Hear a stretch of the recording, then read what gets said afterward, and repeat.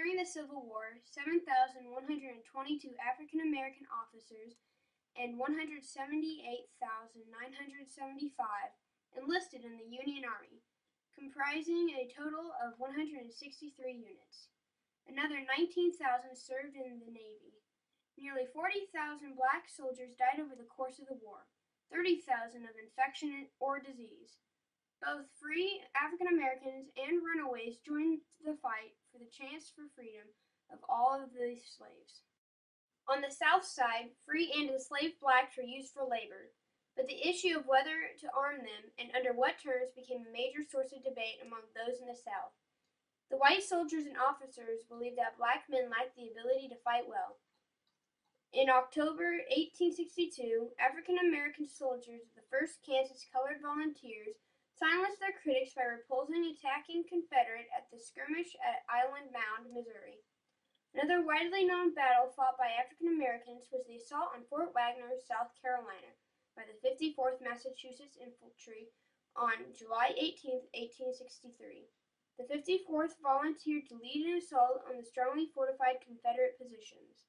The soldiers of the 54th scaled the fort's parapet and were only driven back after a brutal hand-to-hand combat. Despite the defeat, the unit was hailed for its valor, which spurred further African American recruitment, giving the Union a numerical military advantage. The 54th Regiment of Massachusetts Volunteers lost 2/3 of their officers and half of their troops. By war's end, 16 black soldiers had been awarded the Medal of Honor for the assault on Fort Wagner, South Carolina. The assault on Fort Wagner was memorably dramatized in the well-known film Glory.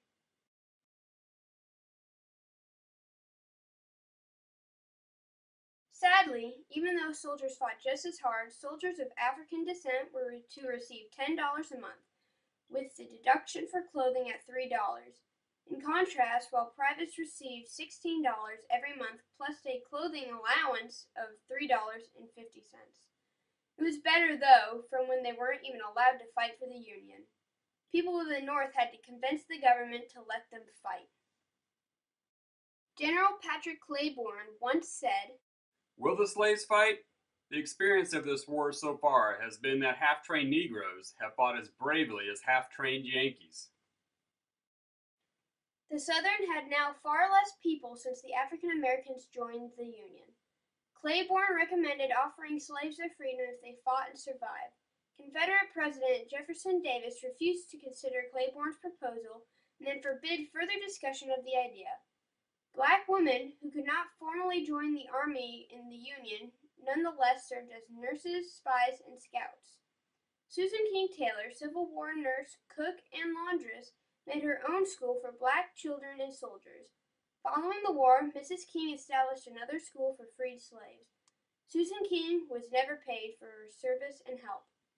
Southern black women operating as spies, scouts, courtiers, and guides were willing to and able to provide enormous support to the Union military operations.